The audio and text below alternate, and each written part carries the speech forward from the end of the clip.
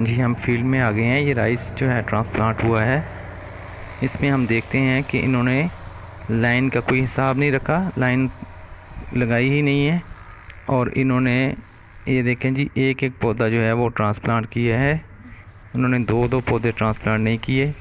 9 by 9 के whole में दो दो पौधे लगाने होते हैं और इस तरह 80,000 सुराख बनते हैं और 1 एकड़ में 1,60,000 जो है पौधे बनते हैं।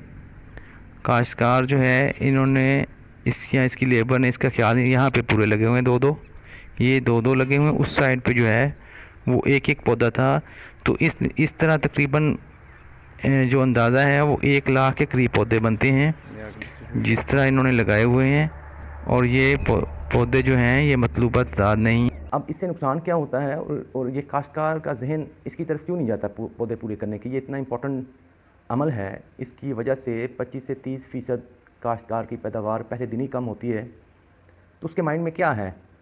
पहली बात तो ये है कि जब लेबर हम लगाते हैं तो उसके ऊपर चेक एंड बैलेंस नहीं होता। उसको भेज दिया, उसको नर्सरी दे दी और उसके पीछे जो है वो हमने नहीं देखा।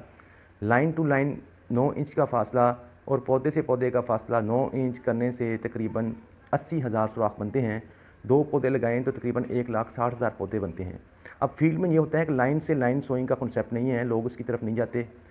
वो लेबोरियस है, उसमें लेबर ज़्यादा लगती है, देर से काम होता है, लेकिन उसको हम कंप्रोमाइज़ करके कितना बड़ा नुकसान कर रहे हैं। अब 1,60,000 जहाँ पौधे होंगे वहाँ पैदावार और होगी, और जहाँ पे 50-60,000 जो है सुराख होंगे और कुछ जगहों पे 2 पौधे और कुछ जगहों पे 1 पौधा होगा, तो वहाँ पे तकरीबन 1 लाख पौधे बनेंगे या 90,000 पौधे बने।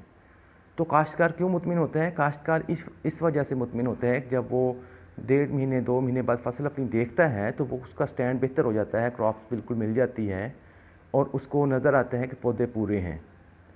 लेकिन ये देखने की बात है कि जो आखिर में शगुफ़े बनते हैं वो गैर ज़रख़ेज़ होते हैं, उनमें दाना नहीं बनता। अगर दाना बन भी जाए तो वो पकता नहीं है, उसमें और मसाइल भी होते हैं। उन दानों के 1000 दानों का वज़न जो है पहले कोशों के आध के बराबर है।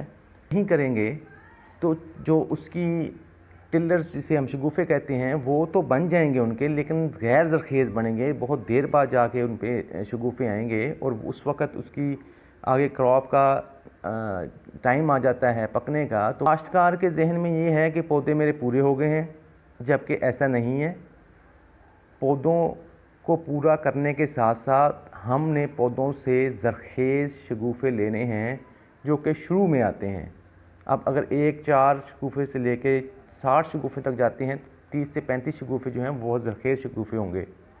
तो अब इस बात पे देखें, इस पे कोई ख़र्चा नहीं है, ज़मींदार के पास नर्सरी अपनी होती है, तो इसको पूरा करने में हर्ज न करें, इसको पूरा करें, इसको ध्यान से पूरा करें। और दूसरी बात यह है कि जो जब आप लगा दें वट्टों के ऊपर कुछ नर्सरियों के बंडल रखें, ताकि अगर कहीं से सूख जाए, पौधा सही ना लगे, तो वो 5-7 दिन के अंदर दोबारा उसको लगा के पूरा करें। उसके खाली जो नागे हैं वो नहीं होने चाहिए। तो इसमें हमने देखा कि पौधों को पूरा करना ज़रूरी है, टाइम की नर्सरी लगाना ज़रूरी है, और शगुफ़े जो होते हैं वो ज़रख़ेज़ और गैर ज़रख़ेज़ होते हैं। खाली फील्ड में अगर स्टैंड क्रॉप का अच्छा है तो इसका ये मतलब नहीं है कि पौधे पूरे हैं।